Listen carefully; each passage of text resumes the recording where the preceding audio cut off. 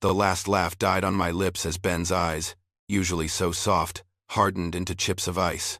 My jokes about his clumsy dancing and off-key singing, once so funny to the room, now felt like stones in my stomach. Then he spoke, his voice quiet, deliberate. "I've been considering breaking up with you, Clara." The music, the party, all of it vanished, leaving only the cold echo of his words. Brenda's annual summer party was in full swing, the kind of humid July evening where the air hung heavy with the scent of grilling meat and damp grass. I loved these nights. The porch lights strung along the deck glowed a warm yellow, reflecting in the condensation on plastic cups. It was easy to feel alive here. Caught in the current of laughter and conversation, I drifted from one group to another, a story on my lips, a quick smile for everyone. People always listened when I spoke. Ben stood near the cooler, nursing a light beer. His shoulders were squared, his gaze often fixed on something just beyond the porch railing, as if watching for constellations, even though the city lights blurred them out. He wasn't much for the spotlight, a quiet man who preferred observing to performing. That was fine. It gave me more room to shine. "You know," I started, leaning into a circle of Brenda and some of her neighbors, a fresh drink in my hand. "Ben once tried to make a soufflé, for my birthday, no less." I paused for effect, letting the image settle. It looked like a collapsed swamp creature, all lumpy and sad. We ended up ordering pizza. A ripple of polite laughter went through the group. I warmed to my theme, the sound of their amusement a steadying hum. "And his dancing," I continued, picturing Ben's earnest but awkward attempts at the last wedding. "He moves like a newborn giraffe, all gangly limbs and no coordination. Bless his heart, he tries." More laughter, a little louder this time.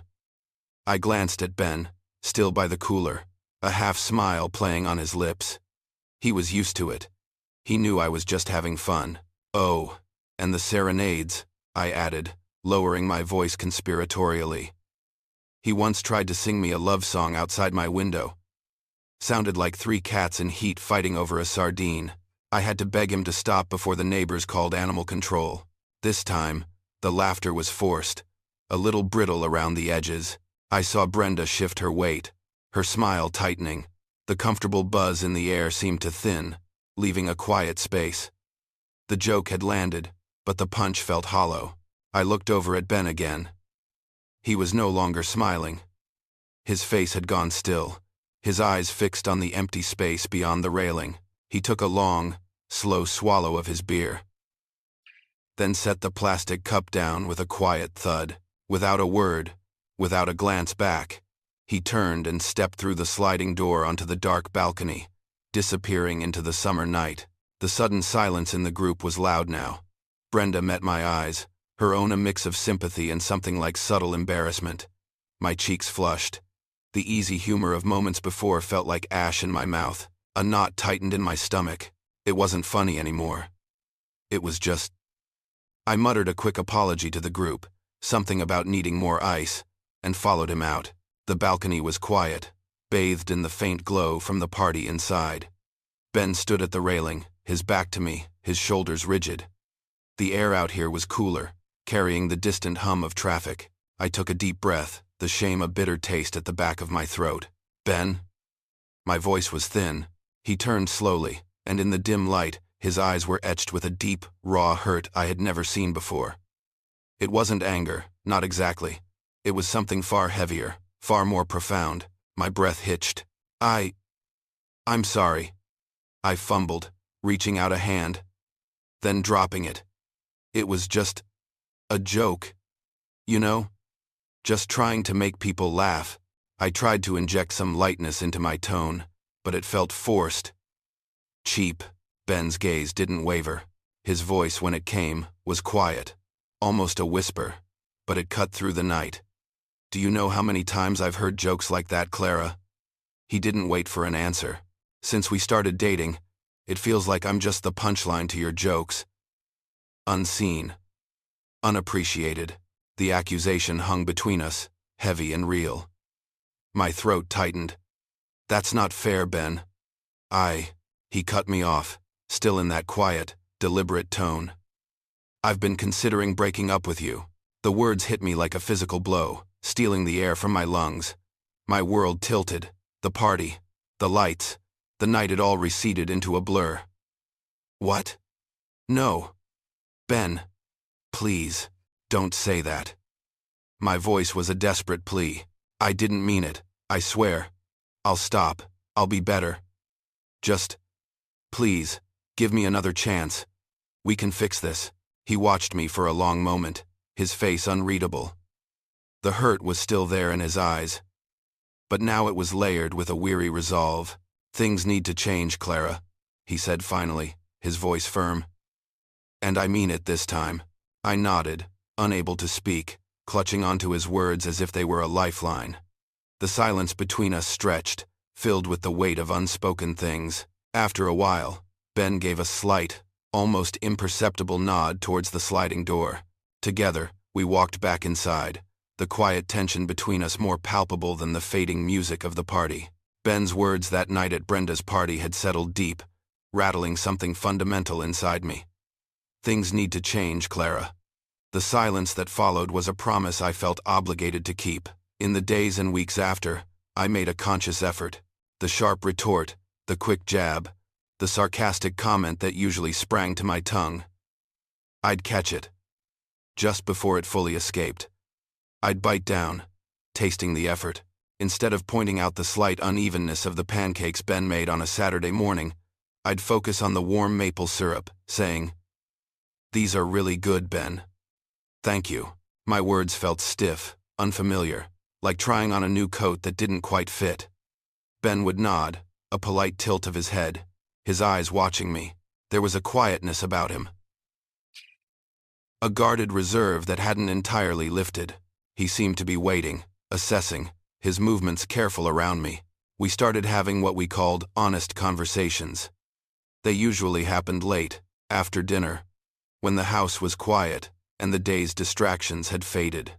I'd try to explain, haltingly, about my need for attention, how the laughter of others felt like proof that I was interesting, that I mattered. I talked about growing up, always feeling like I had to be the funniest, the brightest, just to be seen. It felt like tearing open old wounds, exposing them to the cool air. I felt vulnerable. Exposed. Ben, in turn, spoke of his own long-standing feelings of inadequacy, a quiet confession of how my past jokes had chipped away at his confidence, making him feel like he was never quite enough. "It's hard, Clara," he'd said one night, staring at the condensation ring his glass left on the coffee table. "To feel like the person who's supposed to have your back also sees you as a punchline." His voice was low, devoid of anger, just stating a fact. A fragile peace settled between us.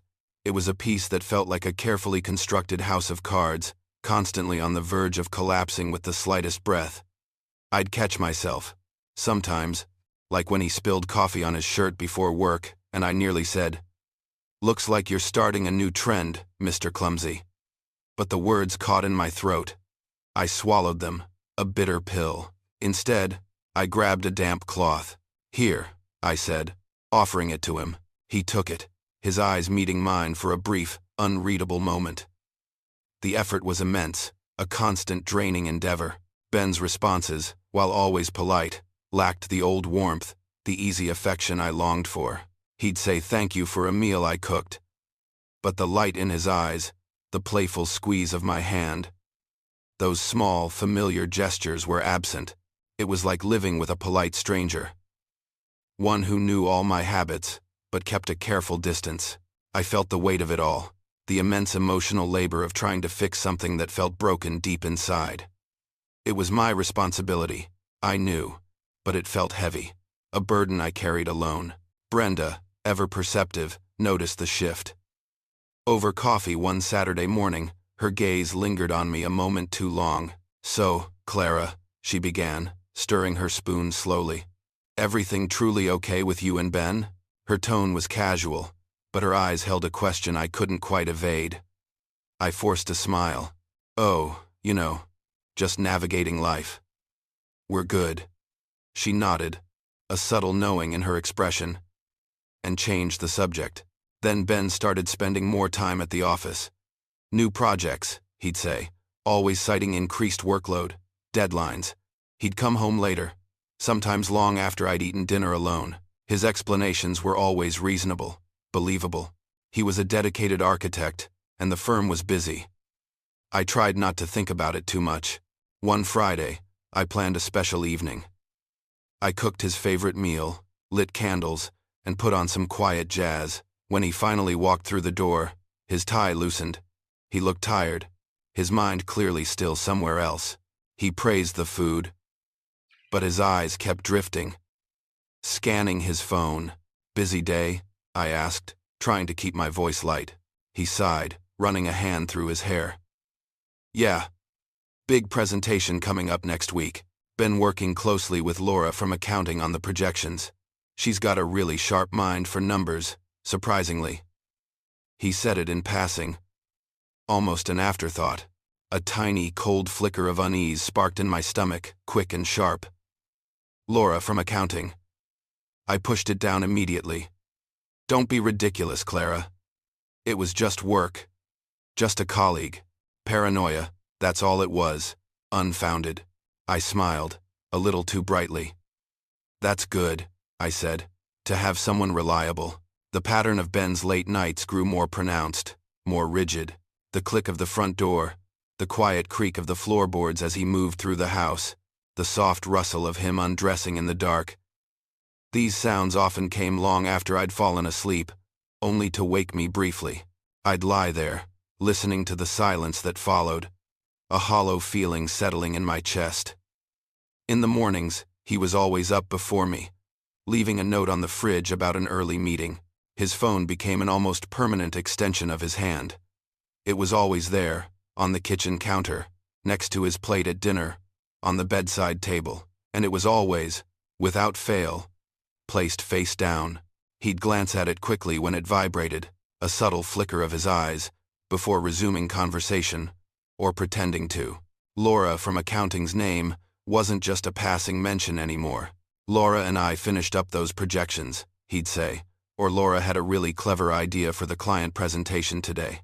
It was woven into the fabric of his workday stories, becoming a steady thread. One afternoon, I was in the kitchen, making a pot of coffee, when I heard Ben on a call in his home office. The door was slightly ajar. I heard his voice, light and free.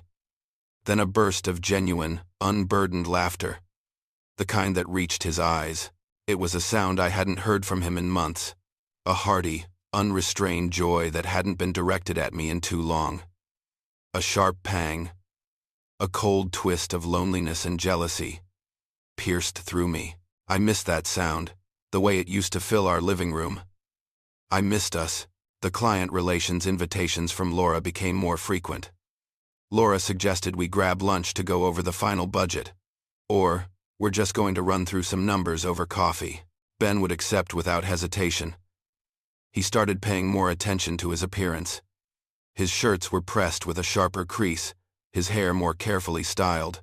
There was a new lightness in his step, a subtle spring that hadn't been there when he was only coming home to me. And a new scent, a subtle, unfamiliar cologne, woody and fresh, clung to him when he came home at night. It wasn't the one I'd bought him last Christmas, the one I knew so well. I tried to bridge the growing chasm. I'd reach for his hand across the table, or lightly touch his arm while we watched TV. I'd try to lean into him on the sofa, hinting at intimacy, at closeness, but he'd always offer a vague excuse: work stress, a looming deadline, just being too tired. "Long day, Clara," he'd mumble, turning slightly away, his gaze fixed on the screen, or on something just beyond it. He was distant, a man walking through a fog, unreachable. My growing suspicions began to feel like a heavy cloak, suffocating me. I called Brenda one Tuesday afternoon, my voice carefully casual. "Hey, just checking in. You busy?" We talked about superficial things for a while before I steered the conversation. "Ben's been working a lot lately," I said, trying to sound like I was just making an observation. "Late nights. You know." Brenda's pause was just long enough. "Well, that's Ben. He's always been dedicated. Don't go jumping to conclusions, Clara. Work gets busy sometimes." Her advice was meant to soothe, but it only amplified the unsettling feeling. I started to listen more closely to his stories, to the details of his late nights. Subtle inconsistencies, tiny little cracks in the facade, began to appear. A meeting he'd mentioned being at the office suddenly shifted to a client's downtown location. When I asked a follow-up question, he'd say he'd been working on a report until midnight, but then I'd notice his laptop had been in the same spot on the kitchen counter, closed, when I'd gone to bed at 10. One morning, as I was hanging his dry-cleaned suit in the closet, a crumpled receipt fluttered from his jacket pocket and landed on the polished hardwood floor. It was for 2 coffees. From the daily grind, my stomach clenched. I knew that cafe. It was a few blocks from Laura from accounting's apartment building, not near Ben's office, not near our neighborhood. My hands trembled as I smoothed out the paper, the timestamp clearly indicating a late morning purchase, a Saturday, when he'd told me he was at a solo client review meeting across town. When he came home that evening, I held the receipt in my hand. My voice was tight, thin, shaking. "What's this, Ben?" I held it out. He glanced at it, a flicker of something unreadable in his eyes, quickly masked. He took the receipt, smoothing it with his thumb. "Oh, that. Yeah. Laura and I had a working lunch a few weeks ago. Had to iron out some details for that big proposal. Grabbed coffee first." He said it so smoothly, so calmly, without a hint of hesitation. I stared at him, desperately searching his face for a tell, a sign. Part of me, a small, fragile part, wanted to believe him, but the cold, solid knot of dread in my stomach tightened, refusing to loosen. Ben's answers grew more evasive, his late nights a steady, almost predictable drumbeat. The quiet alarm bells inside me turned into a blaring siren. The dread became a constant companion. One night, as he slept beside me, his breathing deep and even, I succumbed to the urge. The room was dark, save for the faint glow of the street lamp outside. My hands trembled as I reached for his phone on the nightstand, its screen still face down. My fingers fumbled with the passcode, a familiar sequence of numbers that felt alien in that moment. I scrolled through his messages, his call log, his recent apps. Nothing. His conversations with colleagues were professional, his texts with friends benign. No suspicious numbers, no deleted threads. A wave of guilt washed over me, cold and heavy. What am I doing? Then, fierce justification. He's lying, I know it. And then, the guilt returned, sharper this time. For having violated his privacy, I placed the phone back, exactly as I found it, and lay awake, staring at the ceiling, the silence mocking my efforts. A few days later, Ben announced a business trip. Mandatory retreat, he called it, for the whole weekend. Upstate, for team building. He sounded casual, almost dismissive, as if it were a minor inconvenience. My stomach clenched, but I simply nodded, trying to appear nonchalant. Later, as he was packing, I walked past the open suitcase on the bed. Inside, folded neatly, were jeans, a couple of polo shirts, and a light jacket leisure wear. Not the crisp dress shirts, the tailored slacks, the leather briefcase he usually took on business trips. My breath caught in my throat. I walked into the bedroom, my voice strained, tight. "Ben, where are you really going this weekend?" He looked up from zipping his bag, his expression hardening immediately. "What kind of question is that, Clara? I told you, it's a work retreat." He stood, his shoulders squaring. "Why are you always so suspicious? Don't you trust me?" His tone was sharp, defensive, turning the accusation back on me. "It's just... you packed so casually," I mumbled, gesturing vaguely at the suitcase. "Not like your usual business trips." He sighed, a practiced, weary sound. "It's a team-building retreat, Clara. Casual. We'll be doing outdoor activities, workshops, that kind of thing. My whole department is going. Laura's organizing most of it, actually. It's important for morale." He explained it all with a calm, reasonable air, his words carefully chosen. I pretended to accept his explanation, nodding slowly, forcing a faint smile. "Right, of course. Have a good trip then." My heart, however, had already plummeted, a cold stone sinking to the bottom of a well. The carefully constructed facade of our relationship felt like it was crumbling around me. He left Friday afternoon, his kiss a light brush against my cheek, his eyes distant. The moment the door closed, an intense wave of isolation washed over me. The house felt empty, hollowed out, as if a vital organ had been removed. The quiet hum of the refrigerator, the distant rumble of traffic, everything amplified the void where his genuine presence once was. I spent Saturday trying to distract myself, cleaning rooms that didn't need cleaning, reading pages I didn't absorb.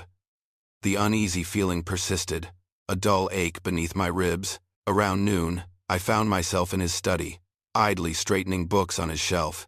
My hand brushed against something small, solid, tucked behind a stack of architectural journals in his desk drawer. It was a phone. Small, plain, an older model. Not his primary one, a burner phone. My fingers fumbled, cold and clumsy. As I switched it on, it came to life with a soft glow. No passcode needed. The screen opened directly to messages. My eyes scanned the names, then landed on Laura. My breath hitched, a sharp gasp that caught in my throat. I scrolled down, my heart hammering against my ribs, each word a physical blow. Can't wait for our weekend away, my love. Missing you already. Thinking about you all day. Your mind is as beautiful as your smile. The words blurred, then sharpened, then blurred again through a sudden stinging film over my eyes. Months of conversations. Intimate. Playful. Passionate. Plans for secret lunches. Stolen moments. Evenings when he was supposedly working late. Photos. Selfies of them together. Laughing. Close. A picture of Laura, curled up in a hotel bed. A blurry background that looked suspiciously like the kind of room you'd get at a retreat. The raw, visceral betrayal felt like a punch to my gut, stealing my breath, emptying my lungs. My hands shook so violently, I almost dropped the phone. The world outside the window, the bright sun, the green leaves on the trees seemed utterly indifferent to the shattering of my own. The quiet click of the front door announced Ben's return. He walked into the living room, tossing his keys onto the small table by the entrance. His shoulders sagged with a weary posture, but there was a subtle, almost imperceptible air of satisfaction about him, a light in his eyes that hadn't been there when he left. He caught sight of me sitting on the sofa, the burner phone heavy and cold in my hand, and his relaxed expression faltered. I simply sat, hardened and still, my eyes locked on him, devoid of warmth or welcome. The air in the room was thick, suffocating. He stopped short, his gaze drawn to the small, dark rectangle I held. My voice was chillingly calm. A flat monotone I barely recognized as my own. Had a nice, team-building trip, Ben? His face instantly drained of color, going ashen. The smugness vanished, replaced by a raw, naked panic. His eyes flickered between my face and the phone. He opened his mouth, then closed it, then opened it again, stammering. He took a hesitant step towards me, his hands reaching out, then dropping. Please, I'm so sorry. Forgive me. I watched him, a cold fury rising within me, precise and sharp. Explain what, Ben? My voice cracked, betraying the calm I tried to project. Explain the, my love texts? Explain the pictures? Explain Laura from accounting being your team-building partner in a motel room, hours from here? Each word was a stone, carefully placed. You told me I made you feel like a punchline, Ben. You told me I made you feel unseen, unappreciated. What do you call this? He collapsed onto the armchair opposite me, his shoulders shaking, tears streaming down his face. I was lonely, Clara, he choked out, his voice thick with anguish. So incredibly lonely. You were so busy with yourself. I got lost. It was a mistake. A terrible, awful mistake. Please, Clara. Please. He looked up, his eyes bloodshot and pleading. He confessed the full, sordid extent of the affair. A stream of broken words about how it started, how it escalated, how he felt trapped. A searing anger consumed me. So intense it felt like a physical fire in my chest, but beneath it, a profound, Gut-wrenching sorrow tore at me.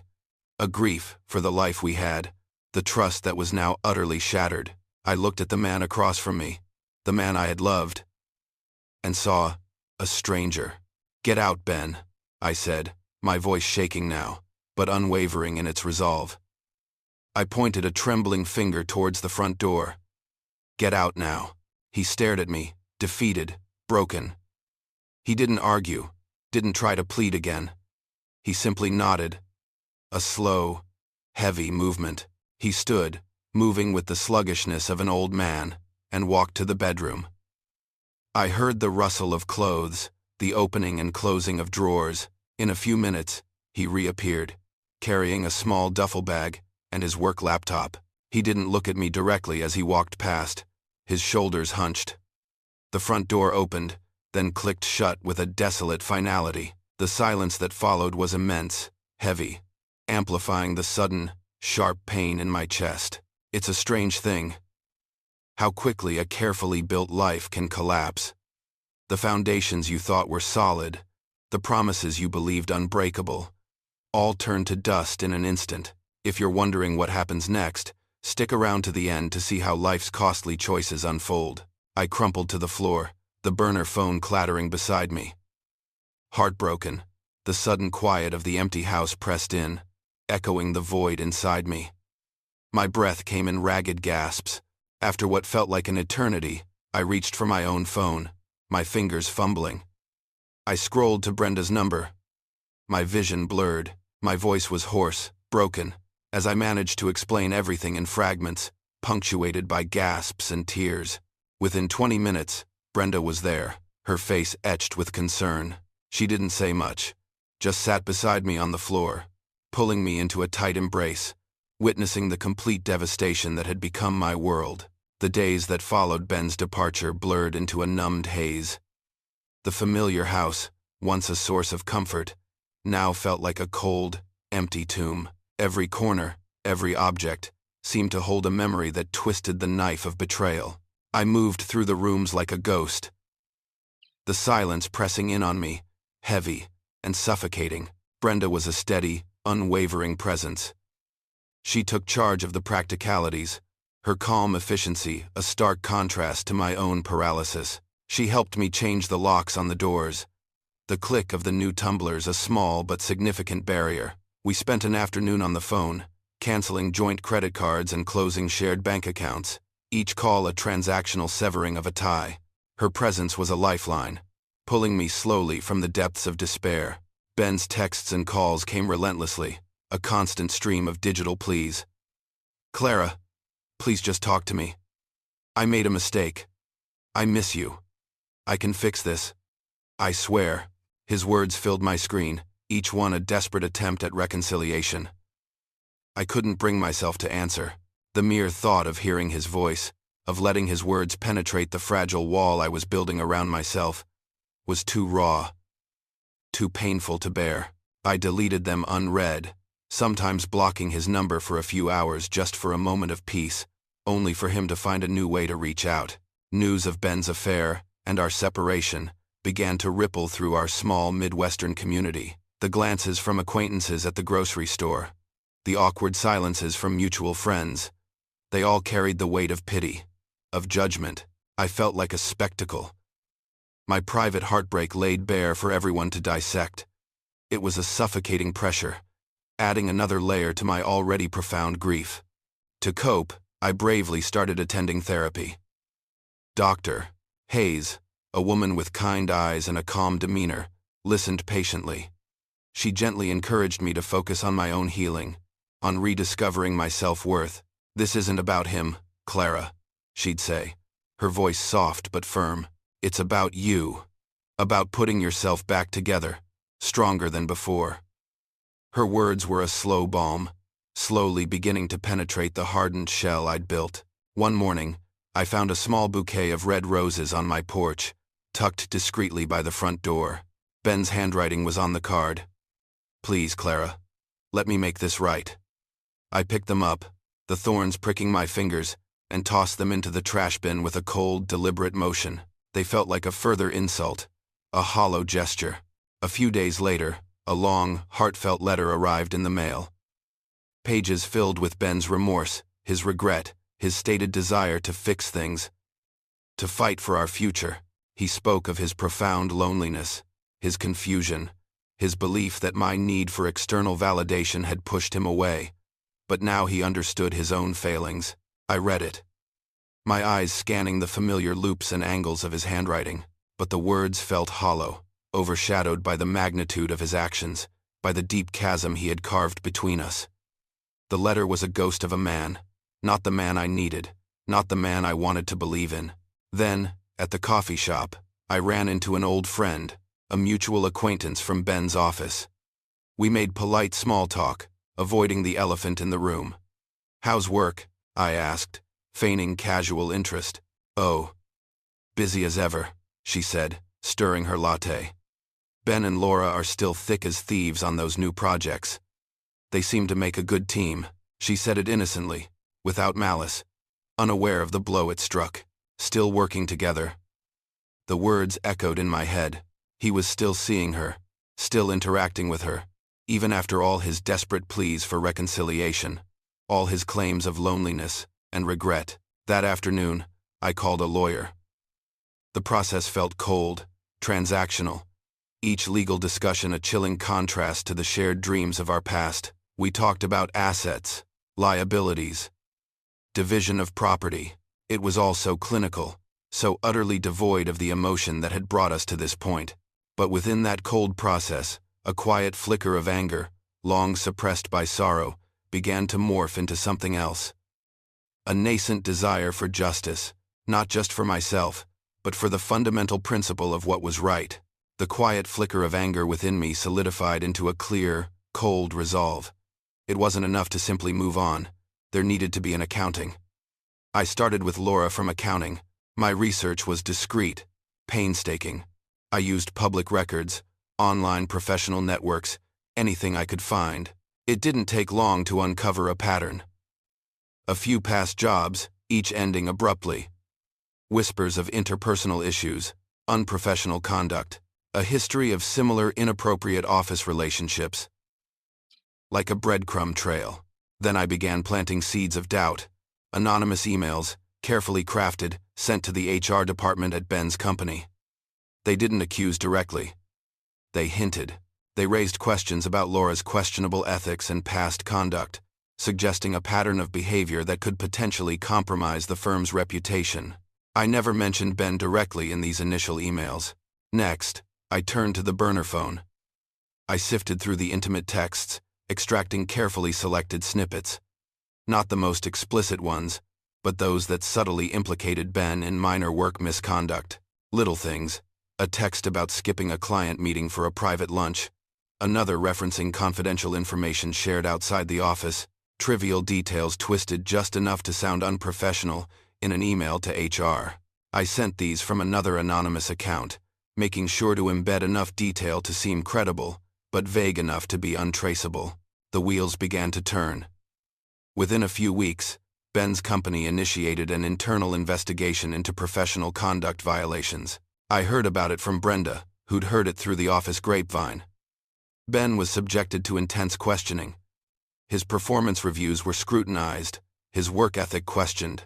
His career, once on a steady ascent, was suddenly placed on indefinite hold. Laura, already vulnerable due to her past record and the subtle hints I'd dropped, quickly became the primary target of the investigation.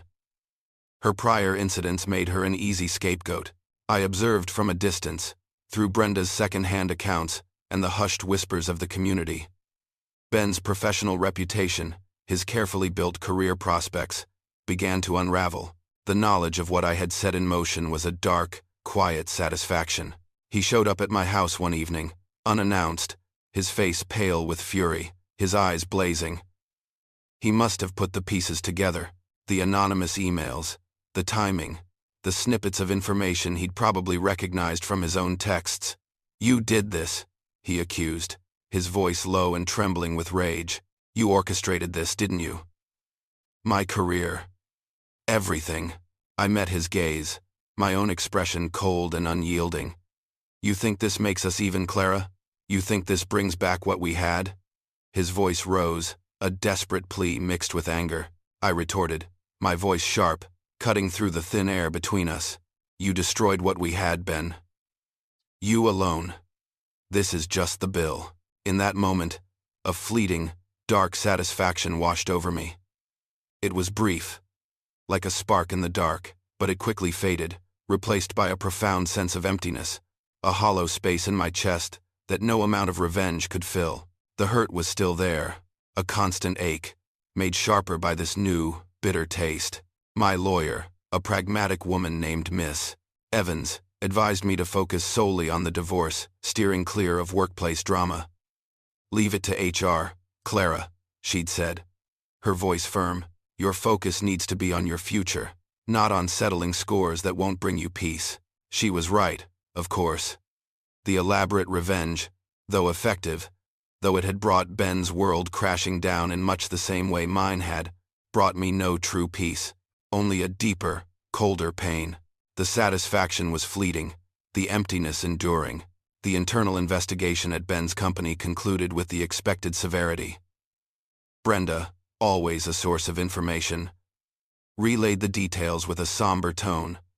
Laura was summarily fired.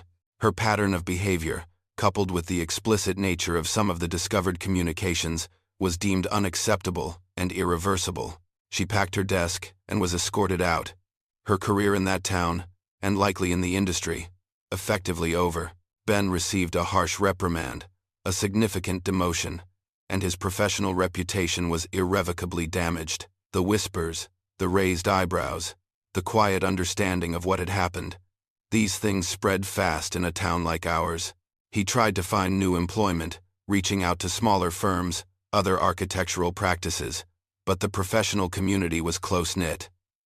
News traveled. He was effectively blacklisted, his name tarnished. I saw him occasionally, at the grocery store, once at the library. He was a mere shadow of his former self. His shoulders slumped, his eyes haunted, the subtle spring in his step was gone, replaced by a heavy, burdened gait. He looked visibly broken. The sight brought me no joy, no lingering satisfaction. Only a deep, melancholic sadness for the tragedy of what we once were, for the destruction I had helped to orchestrate.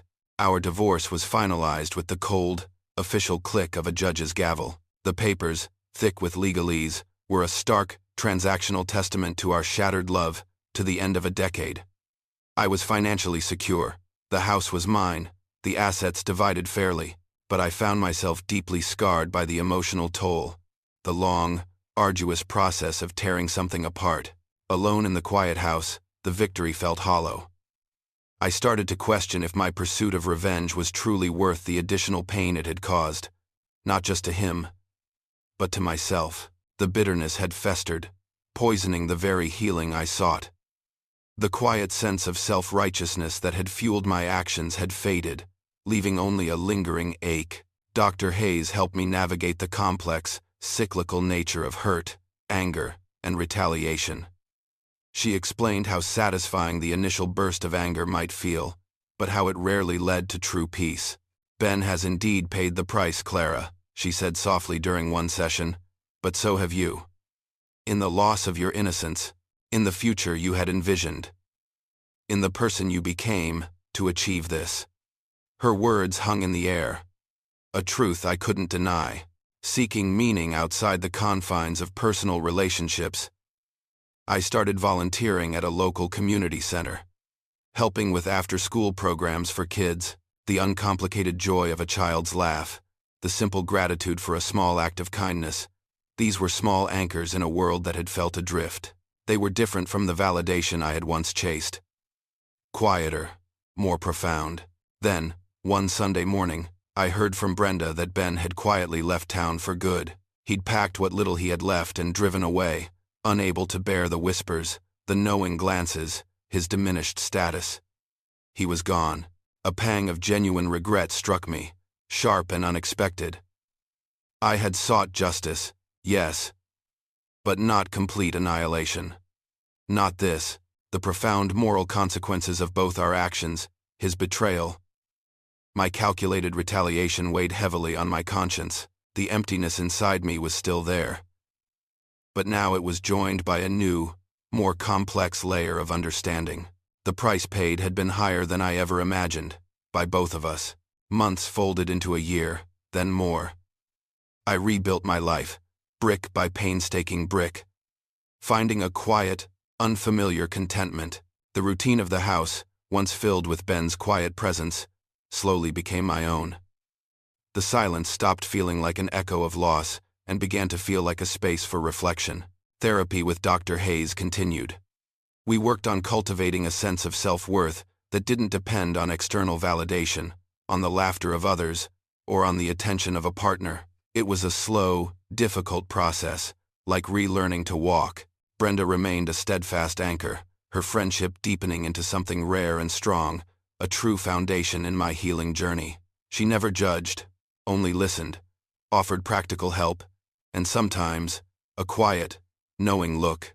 I began to honestly accept my own role in the initial breakdown of trust, in the way my past insensitivity had chipped away at Ben. It wasn't an excuse for his actions, but it was a truth I had to face about myself. I acknowledged my personal flaws, moving past the comfortable victimhood and towards a more profound, albeit uncomfortable, self-awareness. It was a bitter pill, but a necessary one. One afternoon, at a local farmer's market, I had a chance encounter with Mark, an old high school friend. We talked for an hour, easy conversation flowing like water over smooth stones. He was genuinely kind, patient, and he listened, truly listened, seeing me for who I was now, honoring my experiences without demanding details. It sparked an unexpected connection, a gentle warmth I hadn't thought possible. I approached this new relationship with deliberate caution, a slow, careful dance. I prioritized honesty and mutual respect, laying bare my fears and my past, not with a need for validation, but with a quiet strength. I learned to communicate my feelings openly and vulnerably, a crucial skill I had previously lacked, often hiding behind a quick joke or a dismissive comment. Mark, in turn, offered a quiet understanding that felt both grounding and liberating. A few months later, an email landed in my inbox. It was from Ben, a brief message from a new city, a new life. He didn't ask for reconciliation, didn't plead for forgiveness again. It was a simple apology, not for me to grant him peace, but for his own. He wished me well. I read it, and for the first time, felt no pang of anger, no echo of the old hurt. I replied, wishing him well in return. A final, definitive closing of that painful chapter. I understood then that forgiveness, even without reconciliation, was paramount for my own healing process. It was a release, a laying down of a heavy burden. The small Midwestern town remained my home, but I no longer felt confined or defined by its past, by the specter of Ben or the affair. The whispers had faded, replaced by new stories, new lives unfolding. I carried the scars, yes, but not as burdens. They were quiet reminders of immense strength and growth, of having walked through fire and emerged, changed, but whole.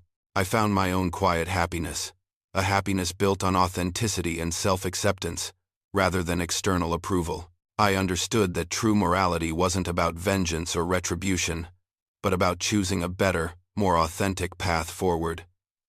One quiet step at a time. The choices we make, the words we speak, they carry weight, often more than we realize in the moment. Ben's betrayal and my subsequent actions had carved deep channels in both our lives. We each paid a price, not just for the affair, but for the bitterness and the anger that followed. In the quiet solitude of my rebuilt life, I learned that true strength wasn't in tearing someone else down, but in the steady, often painful, process of putting myself back together. The scars remained, a permanent etching on my spirit, but they served as a constant reminder of the fragility of trust and the enduring, quiet power of choosing a better path.